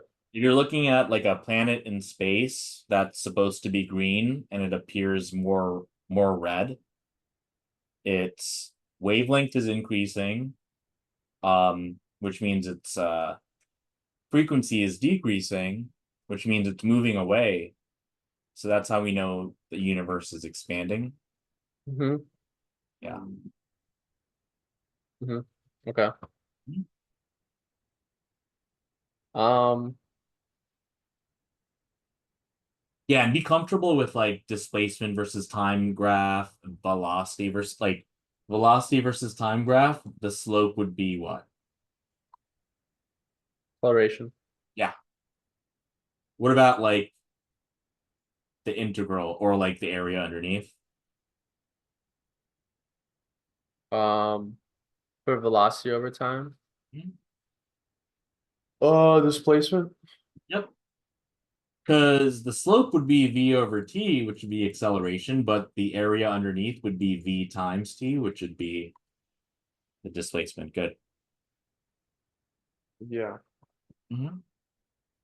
Um, Probably this. Okay. Is this like a high yield topic, diffraction? Um, I don't see it as much, so maybe low yield, but yeah, you should still understand, I guess, just how it causes. It was like basically like the way like I should put so like if we it's what helped us figure out that light can behave like a wave because it's going to create interference. Mhm. Now that's mostly the single slit and double slit. The graded diffraction I see like a lot less. So so yeah, maybe I would say on the low end of the yield um region, but having a good understanding of all of like the phenomena related to light can really help. Okay. What is the difference between like graded and the other one? Sorry, between which ones? Between graded and then versus single double slit. Oh yeah. So the graded one is going to be like, let's see, Many slits. kinda. So like okay, so let's see. So the first of all, the single slit one will give you um will not give you like the interference. You would just get like what's across from the slit will be a high amount of brightness or intensity. And as you move outwards, will be smaller amounts of intensity. That's a single slit. The double slit has um interference. So you'll see like dark bands, light bands. Um Diffraction grading is like a ton of different slits. Um and that can cause a lot of different um like intensity patterns. So yeah, it would be kind of like a combination of the oh, and then also you would get well, if it is, what is this? Separating the individual components, the diffraction grading would be something that would separate the colors as well, creating the polychromatic chromatic light.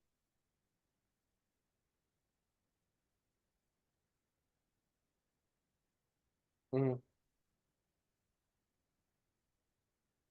Yeah, I probably wouldn't worry too much about the diffraction grading, but I can kind of show you like yeah, like a picture, I guess. Yeah, I mean, I feel like I could just the pictures on New World also. I Yep. just like don't want to spend too much time if like it's Yeah. not crazy. Yeah. Um, Basically just think of it as so the polychromatic light is probably going to be, well, I haven't really taken a closer look at the other ones, but typically that's what you see happen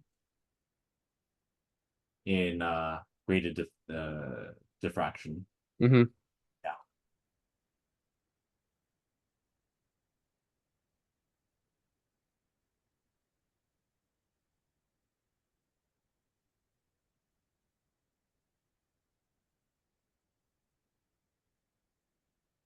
Okay, Mhm. whatever. This is probably the last question. It was this one. We don't really need to like we don't need to go through the passage for it. It's like a pseudo discrete. Okay. But it's talking about PCR, RT-PCR. Um, so it gives a cDNA strand. Okay. It's basically asking which of the following nucleotide sequences represents the molecule from which this cDNA was generated. And I guess for PCR, I needed to know that like it comes from an RNA. Okay. But if I was wondering if you could explain to me, because I also confuse, I guess, PCR and RT-PCR. I mean, I know RT, it's reverse. Um, but Mhm. yeah. Yeah. So, okay. Let's see.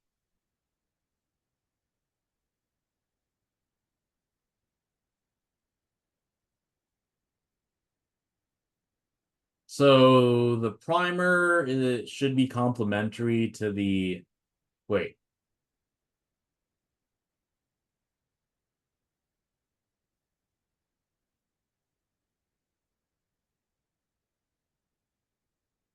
Oh no, oh, they're giving us the primer. Okay. Yeah. Okay. Following primer is used to to generate the cDNA for this thing. Which of the following nucleotide sequences represents the molecule from which the cDNA is generated?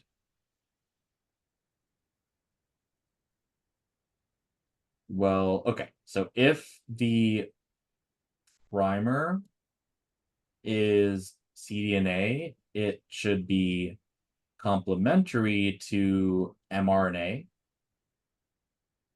because you have DNA transcribed into mRNA, and then you can have the splicing to remove the exons, and then you can turn that back into DNA to make the cDNA.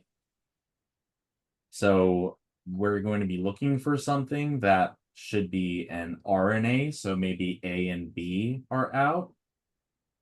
And then what's complementary seems to be C. Right. But I always thought complementary DNA. So what, like complementary DNA in like DNA replication, that's different than cDNA, right? Sorry, say that again. Complementary DNA in DNA replication is different from cDNA, right? Oh yeah. So yeah, basically Yeah, maybe did I say like cDNA was complementary DNA? But that's what it's called, is it not? cDNA. Or it's not. It's not called. Yeah, I forgot for some reason, but it's basically a way to store DNA without all of that extra exons and stuff, because only like 2% of DNA actually codes for stuff. So we're gonna take the DNA, we're gonna transcribe it into RNA, we're gonna splice it to remove the remove the introns, keep the exons, and then we're gonna turn that back into DNA to store it. So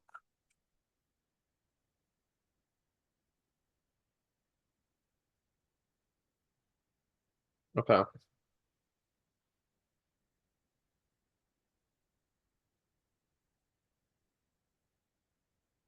so um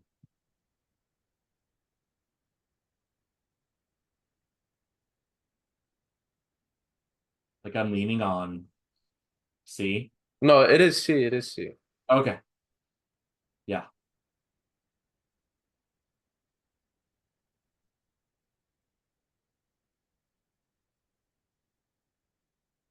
cDNA is complementary DNA, but that doesn't help us because it's not like complementary. You know what I mean? Hmm. But yeah. Did you understand the question I was asking or no? Because you know how there's like sense and antisense, and also isn't it called complementary DNA? Like when you have DNA gets opened up, Mm-hmm. right? You get complementary DNA, Yeah. and then the RNA strand is then copied off the complementary DNA in like just normal Yeah. DNA Yeah. rep. But that's different from cDNA. cDNA is also called complementary DNA, but it's different. Yeah. Yeah. Okay. Complementary is just, when the 5'3' is gonna bond or anneal with the 3'5'. Um, so yeah. Yeah, it's called that, but it's not really. Yeah. Sure, there's some complementarity, like there always is. But yeah, think about it like, so like I used to do like some bioinformatics research, and then like the genome of a human would be like 40 gigs uh large. Whereas the cDNA for like that same human would be like maybe like 5 gigs. Hmm. It's like because you don't need the introns. Yeah, So yeah. a way to store DNA with the stuff that matters. Um, Hmm. but uh, uh, but yeah, that's so yeah. So we just eliminated the ones with thymines, and then we went from there. Okay. Actually, this is probably the last one. I want to make sure to go over this. I remembered. It's your favorite topic, genetics. Again. Uh this one a lot like 65% got right. So I mean, I don't know. I'm just not very good at genetics anyways. But let's try it. So a certain eukaryotic species is triploid and has 24 total chromosomes. A feature of the species is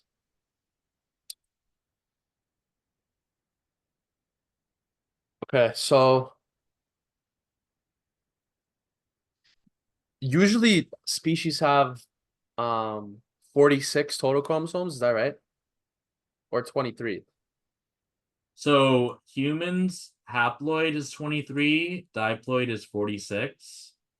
This Okay. is wait, triploid is the 24. So 8 would be the haploid version of this, whereas um 12 would be the diploid version of this. But what exactly is like diploid, triploid, haploid? Like Oh, it's just like I always confuse it. if haploid is n, diploid is 2n, triploid, or whatever would be like 3n. So like, for humans, that's 23. This is 46. This doesn't exist for humans. There could be trisomy 21, which would be like 2n plus 1. Um, but yeah, that's what that means essentially. So our like so like our gametes would be haploid because they're gonna be 23 from like the mother, 23 from the father to make the zygote with the diploid zygote. Okay. Mhm. So if it's triploid,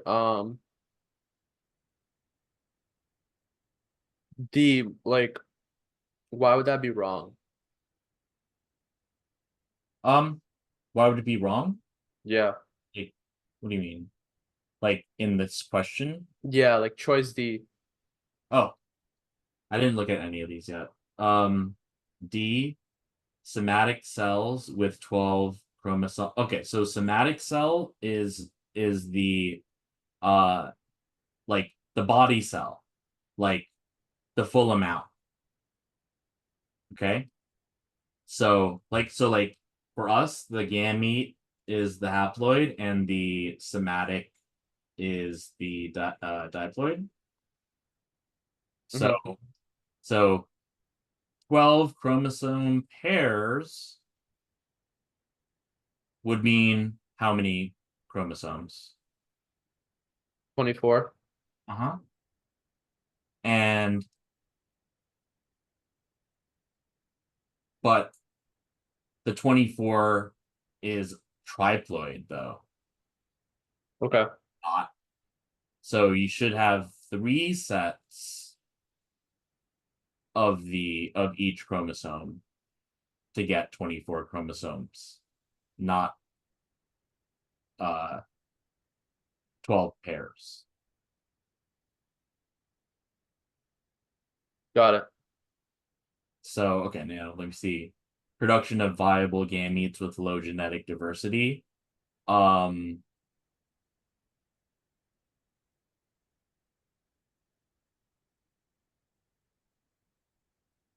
I don't really see how that would be related. Let me look at B, high fitness. Well, yeah, I don't think we can say that either. Um, Why? just because the difference between a triploid and diploid is just in the number of chromosomes that they have. We don't know, we don't have any information about whether or not that makes something more fit or have more or less genetic diversity. What I'm really thinking of is when, they come together in metaphase um, for crossing over, like, you know, you're going to have the pairs. So if you had triploid with 3 of these, the crossing over is going to be messed up. I don't know how that would happen, you know? Right. So, like, do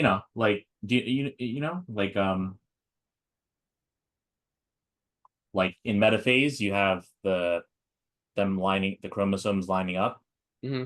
and you know, they can have, so like the ones here that I drew are homologous pairs because you have crossing over of stuff from like, this chromosome to this one. Hmm.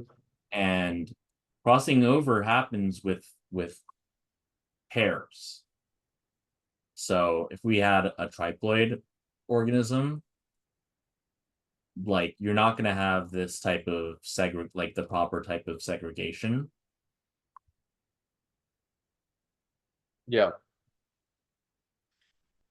So I think that would be the main issue. But triploid, so it means it has 3 pairs. Like, I don't get how that would work. Like in meiosis or mitosis. Yep. Yeah, because you're not going to have, you know, like pairs lining up in your meiosis. It would be like, okay, so like, like trisomy 21, like the um the 21st chromosome has like 3 in it rather than just, 2. So you're gonna have issues forming the homologous pairs.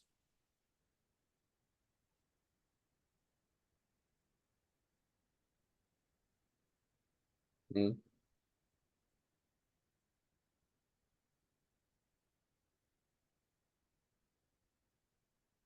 Okay.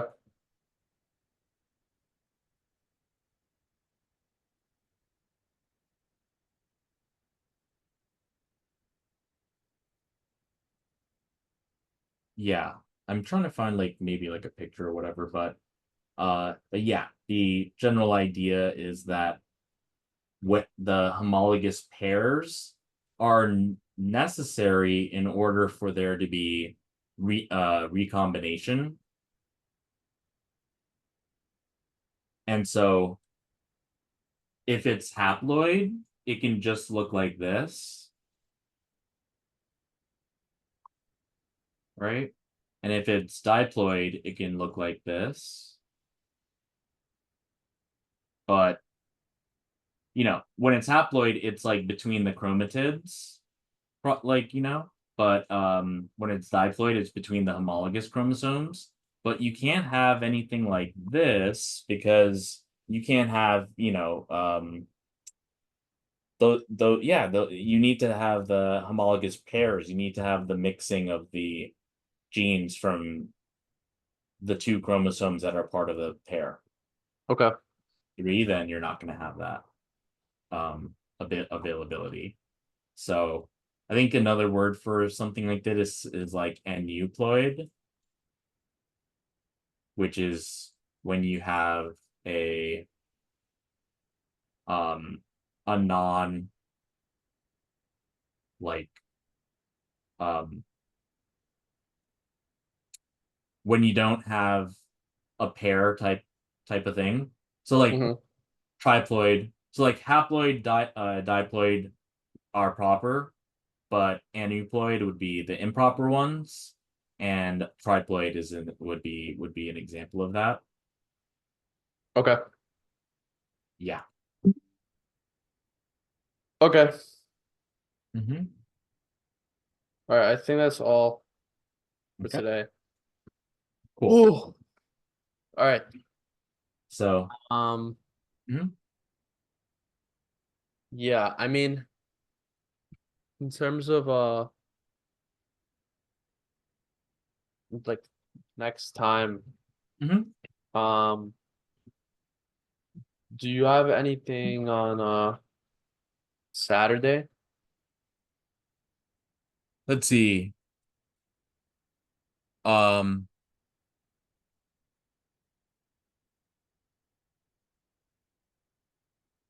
okay, I don't for this Saturday, but I could put you in for next Saturday because it's like during the week, like I'm already like pretty much booked. So we could always do like, schedule for a week in advance. Yeah. Uh, Yep. how about this? I mean, so when is like your next availability? It's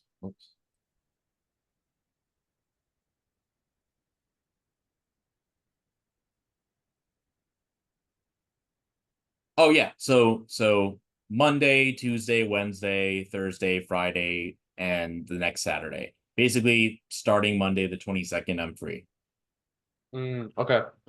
Just book me. Got it. So I think um either yeah, so probably next Tuesday. The 23rd? Yeah. What time? Um 5 p.m. probably. Okay. Yeah. So yeah, that should be fine. All right. And by that point, you will have taken your wait. Blueprint 4. Okay. Yeah. Got it. Okay. Anything else? think that's it for now. Okay. Yeah. Awesome. So So you're saying next Tuesday, right? So like if I want to schedule something for next Saturday, I should probably let you know. yeah, I'm gonna send. So I'm sending a link to my Calendly, which is a way that you can see like my availability and schedule stuff in All right. that way. And then so today it was 2.33 hours, so that comes out to 175. 175. Okay. Yeah. Got it. Okay. Also, Also, super random. yeah. It's just easier because I'm logged into this email more so. Mhm. Um, I'm gonna send you an email on this other email that I use, Yep. if that's fine. Okay, we could just start emailing Yeah. through that. Sure. We could do that. Okay. So yeah, Okay. Awesome. So have a good rest of your week. Good luck on that test. And heal. yep, And yep. and yeah, I will see you on that Tuesday, the 23rd at 5 p.m. Eastern. Sounds good. All Thank right, you. awesome. Take care. See ya.